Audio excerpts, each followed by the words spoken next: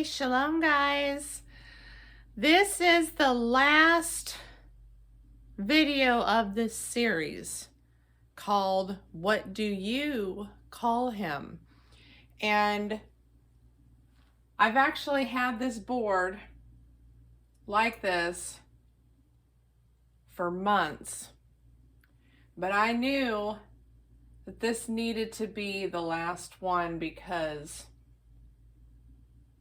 it was the most important. Not that the other ones weren't, but this has to do with the Father's name.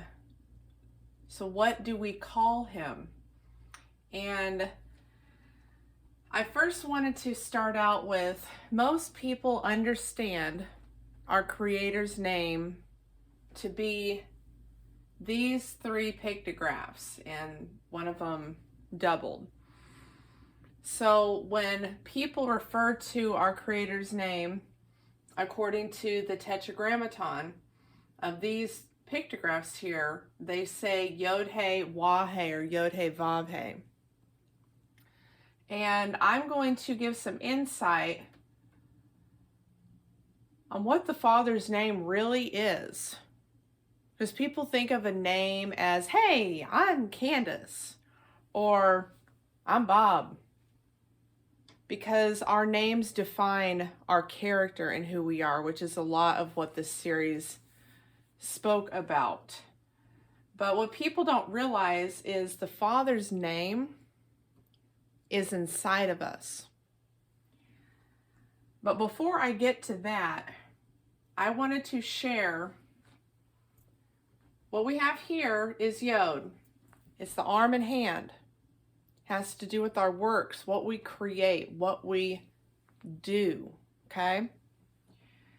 Within Yod is revealed the door, Dalet. How do we open up a door? I got a door right here. We open up this door with our hand. Yeshua is the door. The hand in the door, that's number 10, okay? Then we've got hey. What I have been shown recently is hey is more pronounced ha. So when we look at this in the English, we think H-E-Y, hey, like hey you. But correctly in the Hebrew understanding, it would be H-A. as opposed to H-E-Y.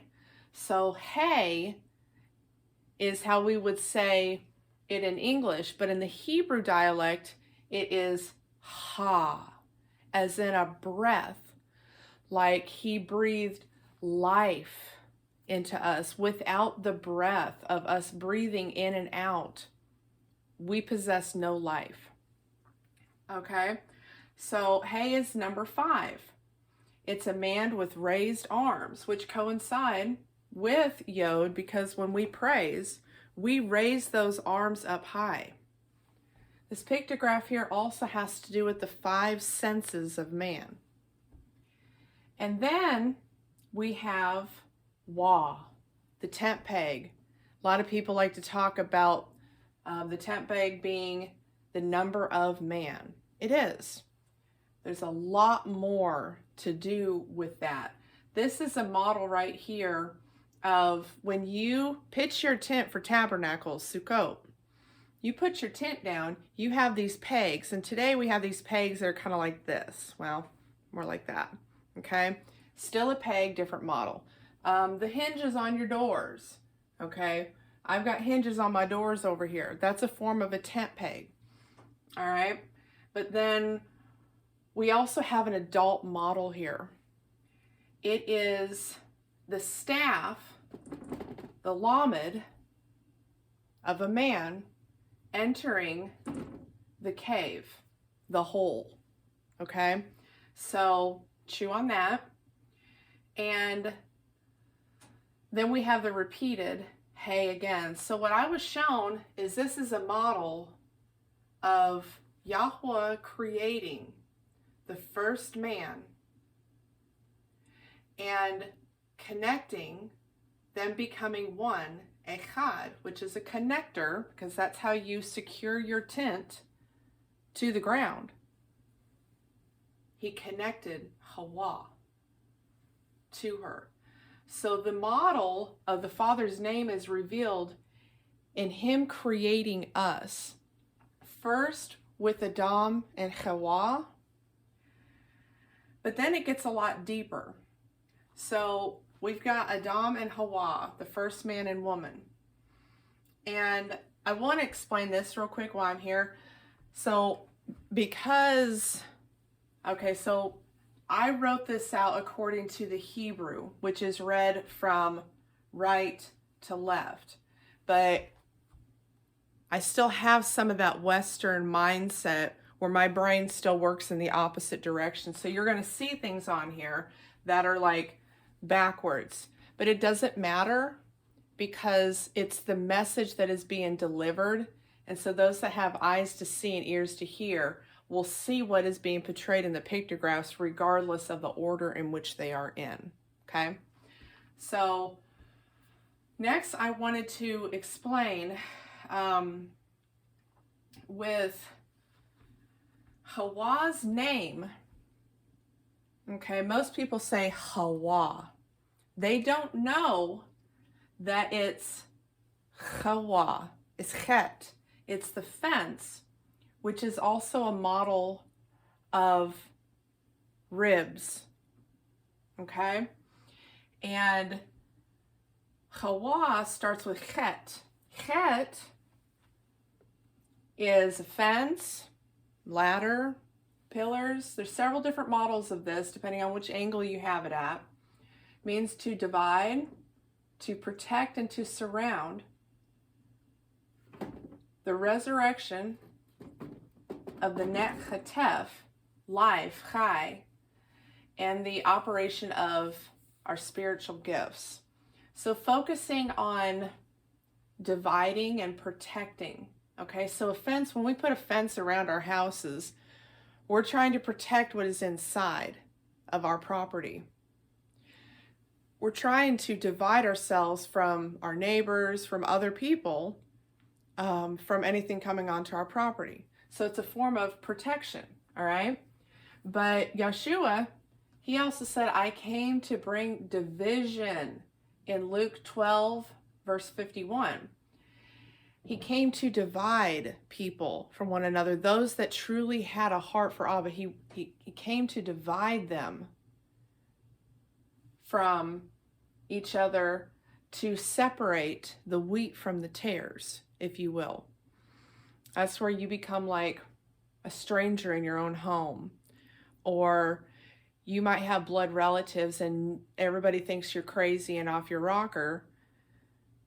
But it's a lot easier when you are surrounded and protected and connected with others that are experiencing the same things that you are. So that way you feel that form of protection while you're being divided from those around you. So Hawa literally reveals Wahe within her name. So you've got Wahe. That is half of the Father's quote-unquote name, okay? And over here, we've got Edom, okay? Edom is Aleph, Dalet, Mem. You've got the ox, you've got the door, and you've got the fluid, okay? And that's Strong's number H120. I found that interesting because when you read your scriptures, it said, man shall not live more than 120 years. Well, that ties into, that's not coincidental whatsoever. Abba does these things. It's amazing. But he showed me that he put Edom's name and the roots pertaining to that under this Strong's number here. So cool. So then I wanted to transition to this, okay? So in our society right here and now, today, we have a model of the first man and the first lady or the first woman being created. That is every time there is an election. People are electing who they want to have in office.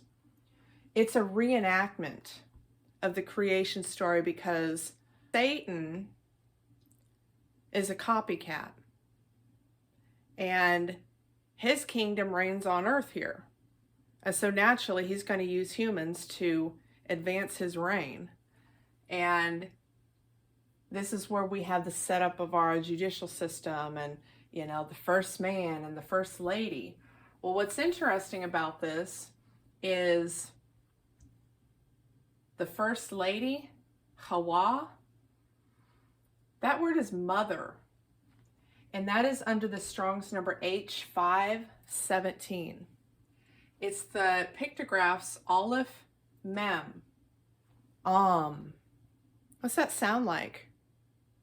Ami, mom, mommy. That's exactly what it is. So mom, if we were going to use it according to our English tongue, it would be M for mem, A for olive, and then another mem. So, what does that mean? Well, if you notice, Aleph Mem is the same two pictographs that are in Edom's name. The difference is Edom has the door, which is Yeshua. Son of Edom, ring a bell? Strong fluid. He was created from the dust of the earth. Edom was.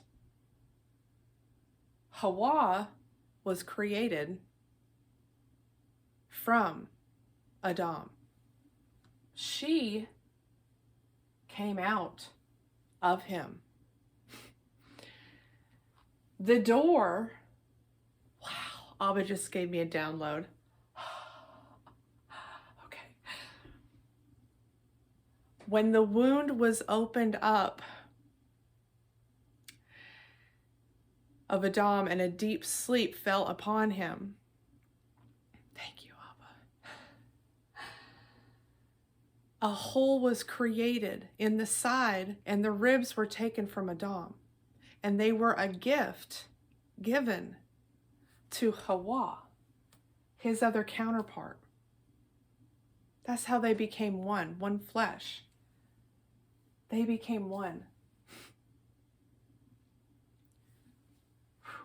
Wow. And the only way Edom was able to be healed was Yeshua healing up that wound. That wound became a doorway. The hand of Abba. Oh, the hand of Abba opened up the door.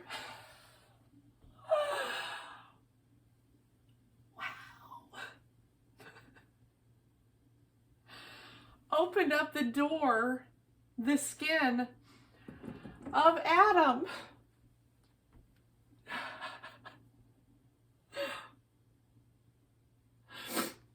Yeshua's the door. Yeshua's the door. He is the way, the only way in, the only one that can heal us.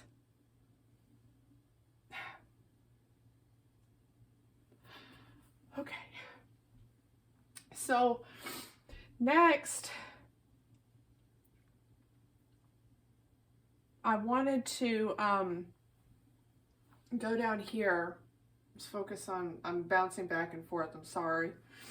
But I didn't mention this when I was covering the things for Hawa. So her name reveals Chet, He, and within those pictographs reveal other ones. So you have Chet, the fence or pillars, and Tet, because Chet the model of our earth. Also has to do with pregnancy and the Garden of Eden and the 4 rivers proceeding out of it. There's several models. But Chet reveals Tet. This is a model of our earth. Our earth sits upon the pillars. That's where you get the term Mother Earth. You hear that in Native American societies, and them referring to the earth as Mother Earth. Well, that's because they're talking about Hawa. So you literally have Mother right here, the Mother Earth, connecting the tent pegs, 2 tent pegs, because Wa reveals 2 tent pegs. And then you have Hay, which reveals the man and the ox. In this case, it's Hawa. Okay, so all right, next I want to read out of Genesis 1:26, Bereshit, and also in Genesis 6:3. So 1:26. And Elohim said, let us make man in our image. Man is Edom. According to our likeness, and let them rule over the fish of the sea, and over the birds of the heavens, and over the livestock, and over all the earth, and over all the creeping creatures that creep on the earth. And Elohim created the man in his image. In the image of Elohim, he created him, male and female. Okay? So, the next one is 6:3. And Yahweh said, my spirit, Ruach, shall not strive with man forever in his going astray. He is flesh, and his days shall be 120. So that goes right back into Edom and man. Okay, so 120. I mean, that just blew my mind. H120. Right here. Okay, so the next one, I wanted to go to Abba's name. His name is literally our DNA code, 10565. And I did a video on this a while ago. So I'm only going to briefly mention this because this is something in a little different direction than what that video was focused on. So in that video, I held this up, okay? This is when all the exciting things that were happening in 2020, all right? I was shown that this DNA strand is a rope, Gain. And I was also shown that within Gain, this DNA strand reveals Chet, which is like a fence, a ladder that leads us up from one level to another.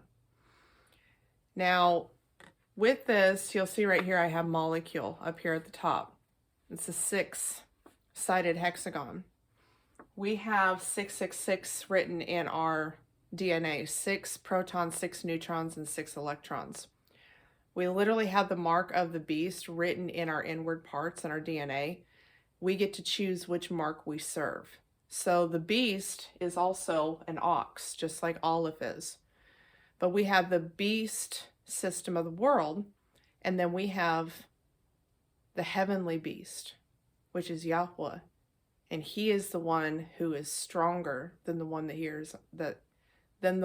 is here on earth, which is Hashatan, Gadriel, Satan, whatever you call him. So I was shown that the 12 tribes of Israel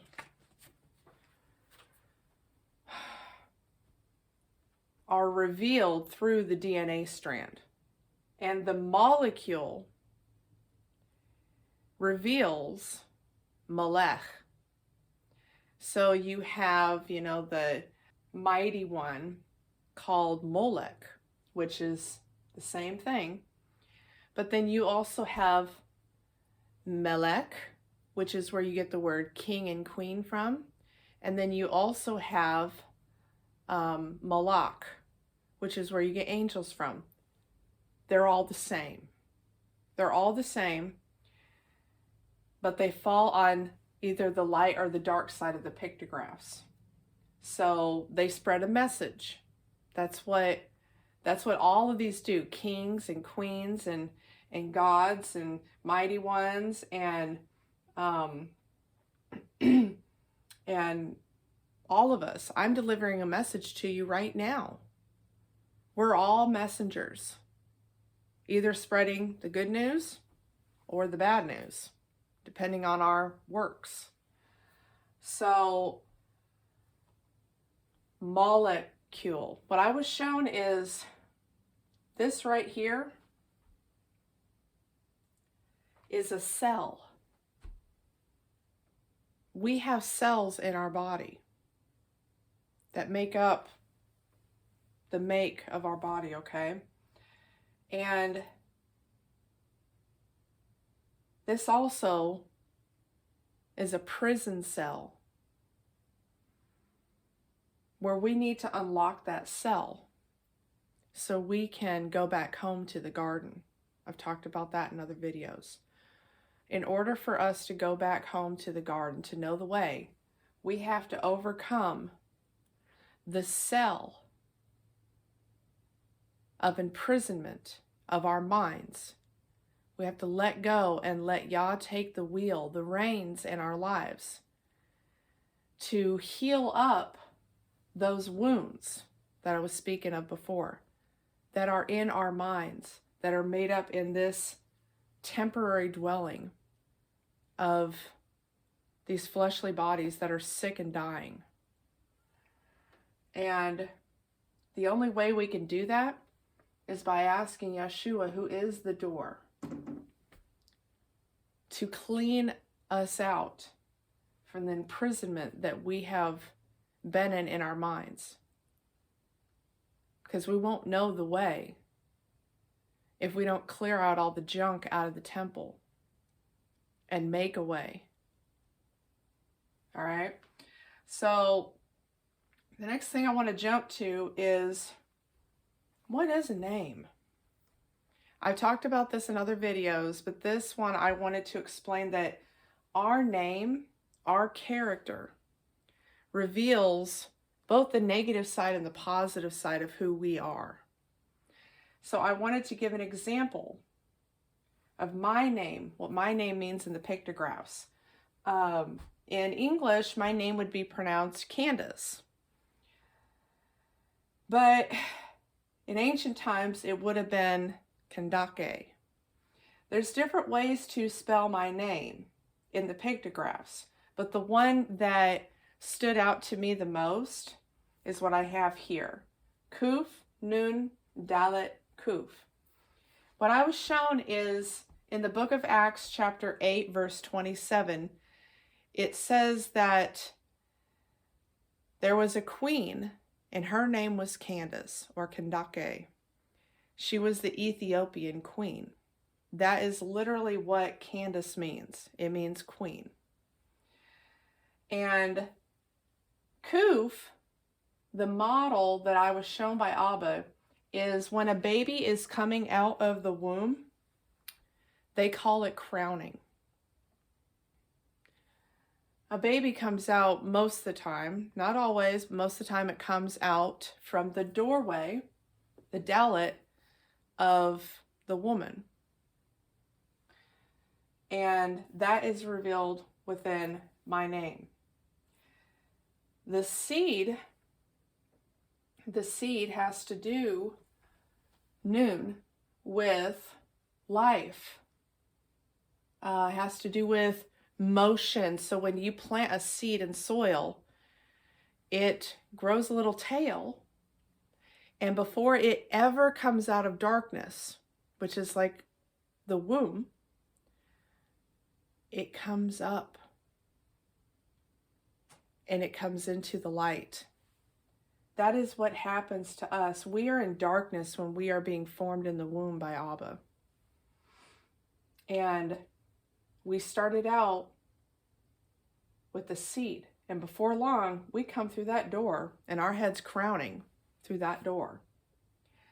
So I like to look at the story of Esther, aka Hadassah, the myrtle tree. It's very interesting because tree is used to describe us humans in many cases throughout the written word. But what I wanted to focus on is there is a movie that is one of my favorite movies. It's called One Night with the King. And it is based off of the book of Esther. And in that, she is sent to save her people, Mordecai. He goes and he tells her, for such a time as this, that's verse 4:14. For such a time as this, you were appointed, okay?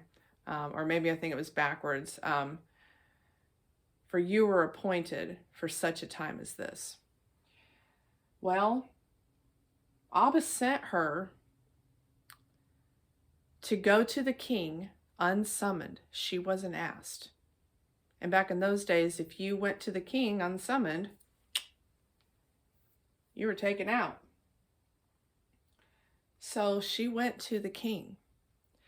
And in that movie, she's literally walking through a rainstorm, soaking wet. Her whole body is completely soaking wet.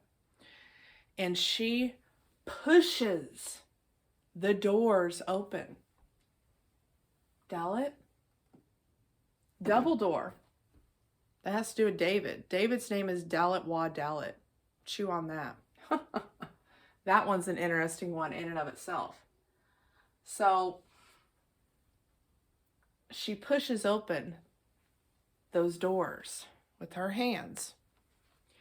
Kind of like a baby coming out of the womb. It's pushing itself out. And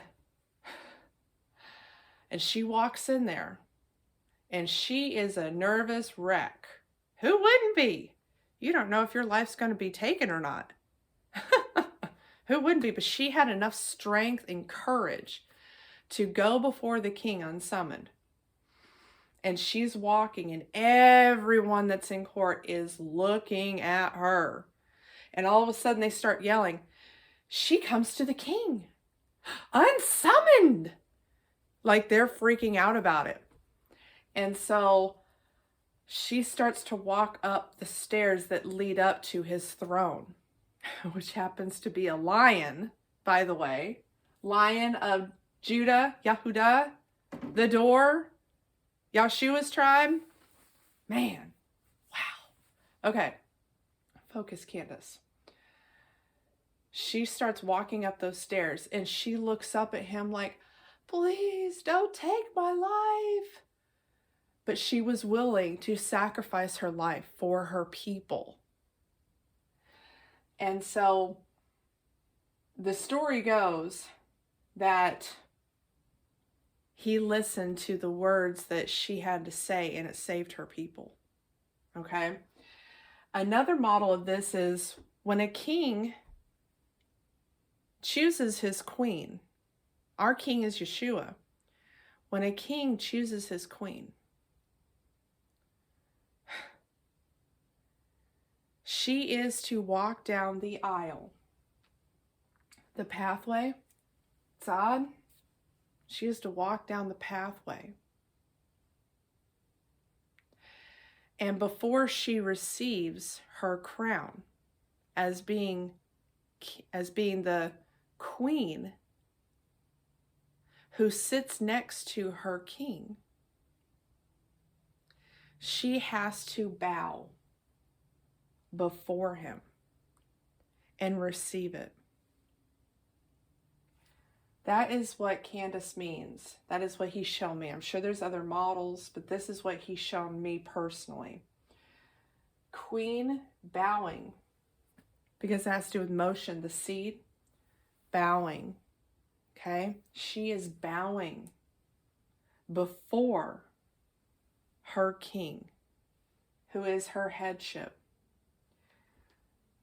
There's two crowns. Kuf has to do with not just being the sun at the horizon, but as you notice, the sun shines brightly. Well, so does a crown. It shines brightly. But there's a negative side to my name as well, my character. I have also done the opposite in my life, where I wanted to be praised. I wanted to receive my crown of authority. And I also produced bad seeds where I bowed down to the enemy and entered his doorway. Okay? So, bowing before the king, that's what we all should do. We all need to bow before our heavenly king. Not the kings and the princes and the malaks of this world. We aren't to bow down to them. We are to bow down to the one and only YHWH. So next, I wanted to explain the last thing on here. Right here, I've got tassels. Why are tassels? What do they have anything to do with Abba's name? I'm going to tell you. Really blew my mind. When we read about tzitzits or tassels, garments, fringes, that type of stuff in scripture, we read that you put those on the four corners of your garments. What I was shown is tzitzit is the pictograph Zod, the pathway, Yeshua. He is the way to righteousness. But righteousness is not shown outwardly. It showed inwardly. The Pharisees, they wanted to be seen by men outwardly and praised by men, to be seen righteous before man. But inwardly, they were whitewashed tombs, like Yeshua said. They wanted to be praised and worshiped by men and be esteemed. But they weren't given that esteem to Yahweh. So, tassels, tzitzits. Tzitzit is spelled in the pictographs Zod, Yod, Zod, Yod, Ta. The pathway is shown to us by the one who knows the way, by the one who guides us. And that is doubly emphasized in there. So we know the way when we are guided by the one who knows the way. And then, after those are repeated twice, we end with the Ta, the mark. The one that guides us to the pathway brings us to the mark, the location, the final destination of our pathway. How does that tie into our DNA code? Because we are shown which way we are to go inwardly. not by the writings of man. We are taught from within. And those that do not hear Abba's voice do not know how to be guided from within. They know how to be guided by man's teachings and man's logics and man's words. But when you don't know how to be guided from within, you're lost. You're just following, you're piggybacking off of, someone, some source. So what I was shown in the pictographs was Tzitzit is described as a blossom. And I was given an image recently. In this, I was shown that there was strawberries growing in dirt that was upon steps. The front steps to a very humble looking home. And next to those steps was a railing. And I jumped over the strawberry vines that were growing on those stairs because I didn't want to tread upon them and crush them. Once I jumped over, on my way down, I grabbed that railing so I could jump over. And then I began to grab all the strawberry vines. And I wrapped those vines around the pole because I was trying to protect them. The pole is our staff, what we hold on to for stability and structure, what secures us. That's why old people always hold on to a cane to help them walk. They need a little bit extra help. Yeshua is that help. He is the shepherd. Unless you have the wrong shepherd, the wrong Messiah, the anti-Messiah Christ, or the Antichrist, they can also lead you astray. It just depends on who you're yoked to, who you hold on to for instruction. So in that image, I recognized that strawberries and the vines were growing. They were growing abundantly and they were beautiful. But they were in an unlikely place that man could easily tread upon them. So to protect them, I tried wrapping them around the pole. Okay? What does it have to do with tassels and blossoms? Well, when you have something growing in your garden, let's say a squash plant, watermelons, cantaloupe, strawberries, as I said, the vines, they continue to grow out, okay? They extend out far and far and far and wide. As long as you let them go, they will extend out. Before they ever produce any fruit, they blossom or flower. They bloom. I was given an ABBA download some time ago, and it was from John chapter 15. Stay in me, and I stay in you. It's talking about staying in the vine. I am the vine. It's Yeshua. He is the vine. And we grow and we bloom and we blossom where we are planted. And I also have come to mind right now Matthew chapter 13. It has to do with the different parables. The main one is the parable of the sower, the wheat and the tares, the darnel and the wheat. So what I was shown was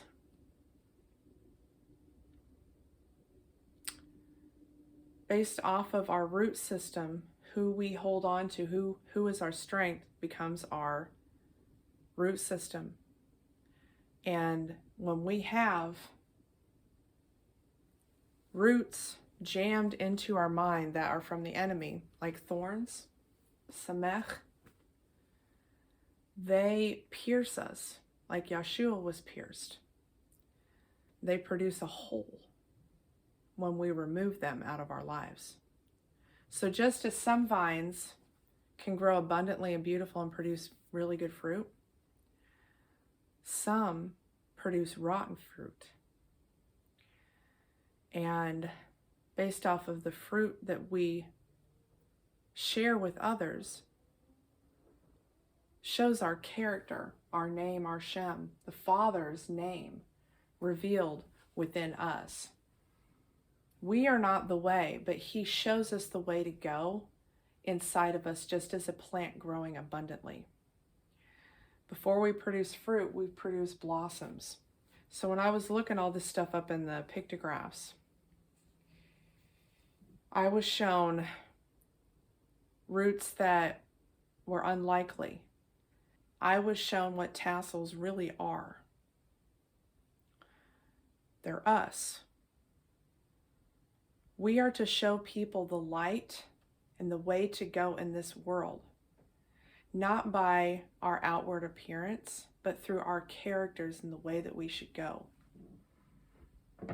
is the way that they should go if we're portraying the positive side of Abba, the character of His name being shown. Because there's a negative side to His name too. He destroys, but He also gives life. Just depends on which side you fall on. If you don't care about the Father, you don't care about His name, you don't care about His instructions that are written on the tablets of our heart, then you fall on the negative side. But if He is one on a list of one for you, then He's going to work with you and refine you and pull out those thorns of Samek that are in your mind that are holding you captive in this world that we are born into. This isn't our home. We were all once in the garden. But that's another topic. Maybe I'll do a video on that. So when I looked in the pictographs, I saw a lock of hair was one of the roots that described the blossom. And then I saw feathers. I went to a girlfriend's house yesterday for Shabbat, and she showed me her chickens, and I saw feathers laying on the ground. I picked those feathers up, and I automatically felt I was supposed to put them in my hair. And as I was looking at them, I said, tzitzit. A 3-stranded cord cannot easily be broken. In our society, we follow a lot of traditions that are made by men. The Pharisees wore tassels to be seen by men, but Yeshua, He didn't. I know some people aren't going to like me saying that, but I'm going to explain. Yeshua dressed humble like the people of that time. He had fringes on His garment, linen fringes. I'm going to show some pictures of recently they found Israelite garments in a cave, and it showed what tzitzits really looked like. I'm also going to show you the natives and what they did. They did stuff like this over here. They were ancient Israelites, and they had feathers in their hair. They had fringes on their clothes. That's what the type of garments that Yeshua would have been wearing in those times. Yochanan, he had animal skins. It's likely that Yeshua may have worn animal skins as well. But they also wore linen, okay? And linen, when they made the garments, they made the fringe all around the corners of the garment. And they didn't stand out like the Pharisees. The Pharisees were dressed nice. They were all about appearance, looking to be seen by men, sitting in the most righteous positions. They wanted to be praised and worshiped outwardly. And Yeshua let them know what he thought about all that. The way we stand out is not outwardly, it's inwardly. ABBA judges the hearts, the foreskin of the heart. He doesn't judge our outward appearances. Now, I'm not saying that means to go out and dress like you work at a club. It's not about outwardly, it's about inwardly. It always has been. It's always been about the heart.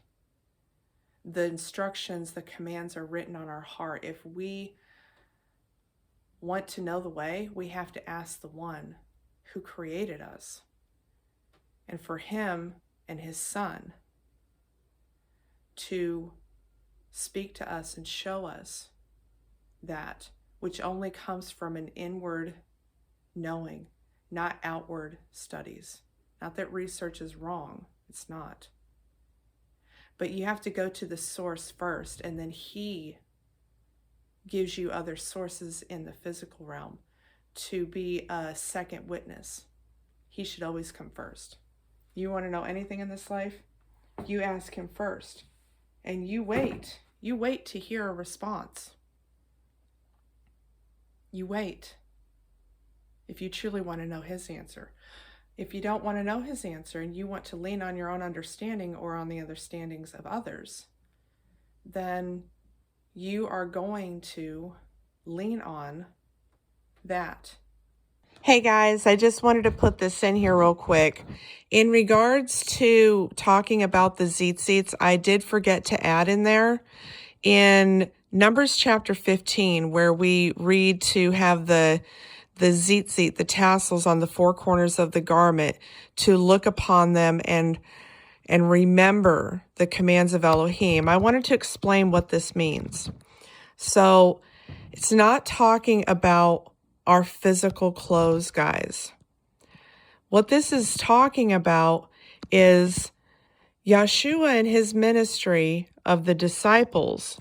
He told them to go out and make taught ones of all the nations in the four corners of our earth, which is a model of Tet. In the middle of Tet is Ta, and in each four sections is Dalet. Yeshua is the door. They were called to enter the doors of people to spread the good news to everyone in the entire world.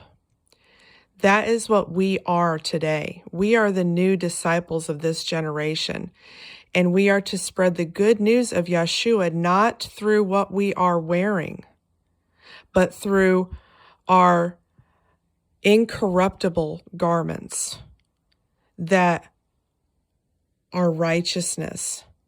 And that righteousness is shown through our characters inwardly, not outwardly. So another thing I wanted to add was you will see in the traditional Judaism that they will hide the tassels under their clothes. Well, there's a reason for this. I found the scripture where it talks about this, and I understand why they're doing that now, but they've missed something. They don't recognize that the tassels are hidden in their inward parts, in their temporary dwelling of their bodies, which is the DNA strand. So that's all I wanted to say on that. But when it says to remember, that's the word zakar. It means to meditate on, consider. It has to do with remembering the commands that are not from outward appearances, but that are written on the tablets of our heart and spoken to us by the living word that indwells inside of us. And when it says to look upon them, it's talking about looking upon the people and perceiving the fruit because the fruit, remember, comes after the flower blossoms. I wanted to explain one last thing. If you say the Father's name, Yahweh, YHWH, Yahuwah, Yahweh, okay? The two hays in here have to do with the breath.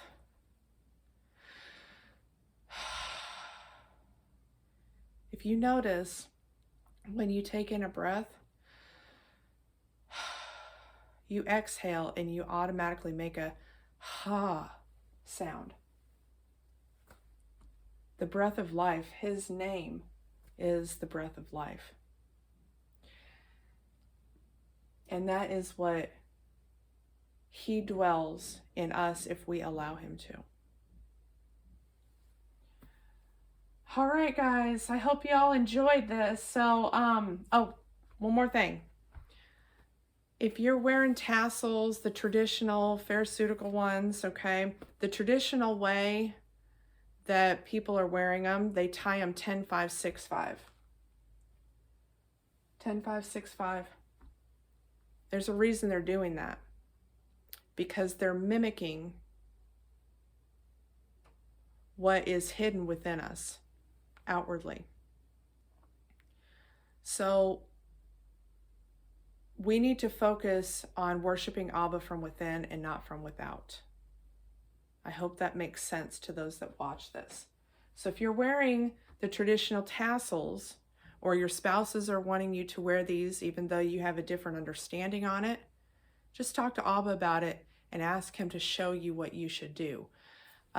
Me and a girlfriend, we've been talking about this recently, and we're wanting to have garments like they did back in those days. You know, if you want to dress like Yeshua, well, they weren't wearing these types of clothes. I started changing over my attire from anything plastic and false fiber. They have a negative frequency that actually brings death to our body that has to do with the mem frequency. That's a whole other topic. But when you wear, like for example, if you wear 100% linen, you got some moccasin shoes on like I have on right now, that is the best frequency that you could possibly wear upon your body that actually brings life to you, and it repels radiation, the false frequencies that are all around us everywhere we go, aka certain towers. Okay. And cotton is the second one down, and it's not as healthy, but it is still healthy to the body. When you mix them, so let's say you put on cotton pants and a linen shirt or whatever, they cancel each other out. So it's better to do all cotton or all linen and not mix them at all. And my girlfriend and I, we'd like to make the fringes, the fringed garments, as what they would have had back in the day.